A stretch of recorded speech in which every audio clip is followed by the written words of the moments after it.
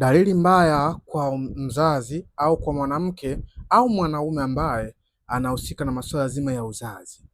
Dalili mbaya ambazo zinaweza kupelekea wewe kuwa na changamoto katika via vyako vya uzazi. Kwanza kwa mwanamke, kama unapata zaidi ya period ndani ya siku 35, yaani mzunguko wako unaenda siku 35, 36, 37 kuendelea au 36 kuendelea, jua moja kwa moja hiyo ni hatari. Lakini pia kama unapata period ni mabonge, lakini pia kama unapata maumivu makali sana chini ya kitovu, kama unapitia hali ya kuwa unatamani kufanya tendo la ndoa lakini unakosa na hisia na mwenza wako, jua moja kwa moja hizi ni dalili hatari sana za via vya uzazi. Sasa pia kwa mwanaume, kama gari lako linazima katikati ya tendo, jua moja kwa moja we una tatizo, na tatizo hili tunaliita kama ni changamoto ya upungufu wa nguvu za kiume.